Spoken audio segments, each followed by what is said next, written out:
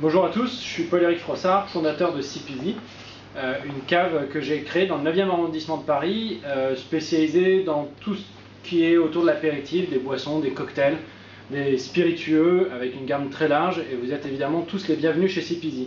Je vais vous présenter aujourd'hui le cocktail que j'ai créé pour l'Angostura Bitter Challenge 2012, un cocktail que j'ai appelé Rhum sous pression, qui est un cocktail qui est réalisé au shaker à base de HSE VSOP, de jus de citron vert, de sirop de sucre blond, d'Angostura Bitter orange et de bière d'Emory blanche, la bière de Paris. C'est un cocktail où je vais shaker l'ensemble des ingrédients, y compris la bière, et je vais vous expliquer pourquoi.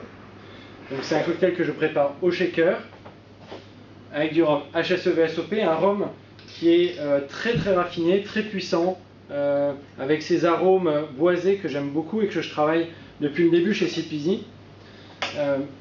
C'est un rhum qui apporte beaucoup de délicatesse et en même temps beaucoup de puissance, avec à la fois les notes boisées et les notes de canne fraîche. Je vais y marier du sirop de sucre blond, un sirop de sucre que je travaille chez CPZ, qui est un sirop de sucre blond de la Guadeloupe, très puissant, très aromatique également, et qui vient en fait contrebalancer les notes de HSE VSOP et se marier avec elles pour les révéler. Je vais donc, après les 4 centilitres de rhum HSE VSOP, verser 2 centilitres de sirop de sucre blond.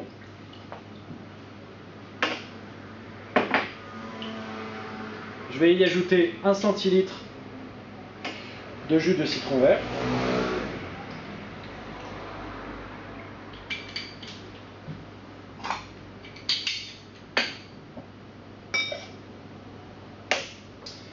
Je vais également mettre de l'Angostura Bitter orange qui va amener à la fois son amertume mais aussi ses notes orangées qui vont se marier avec l'ensemble du cocktail, à la fois le rhum et aussi la bière d'Emory, dont l'orange est un des arômes qui peut ressortir de cette bière très fraîche.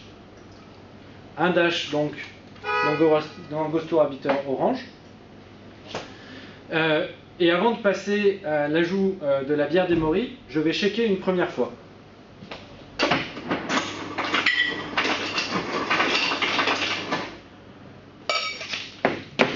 Je vais shaker une première fois afin de bien mélanger les premiers ingrédients, déjà de les rafraîchir. Après, je vais en fait shaker la bière. L'intérêt il est double, il est à la fois d'aller chercher en fait les arômes de la bière en enlevant toute la partie mousseuse, et par contre d'utiliser toute cette mousse pour l'aspect esthétique et visuel du verre, comme vous allez pouvoir le voir à la fin. Et la meilleure technique est en fait, me semble d'être d'ajouter la bière petit à petit et pas d'un coup, pour bien la faire mousser progressivement. Donc je vais mettre d'abord 2 centilitres de bière et je vais shaker une première fois.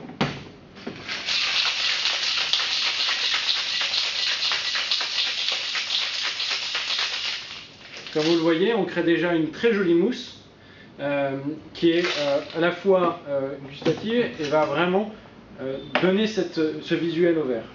Je refais le même processus avec un peu plus de 2 centilitres de bière pour arriver aux 7 centilitres à la fin.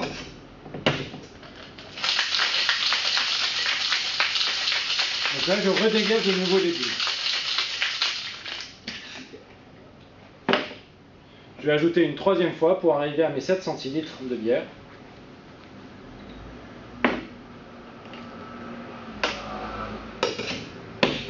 Et je vais shaker une troisième.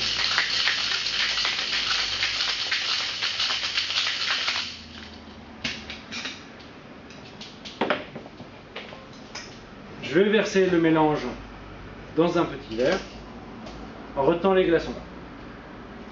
Vous voyez la très jolie mousse qui se forme. Visuellement, c'est très beau. Je vais y ajouter une rondelle de citron vert pour le goût et la décoration à l'intérieur et une paille. Petit à petit, le verre, la partie mousseuse va vraiment se dégager en haut. La partie à déguster va être en bas.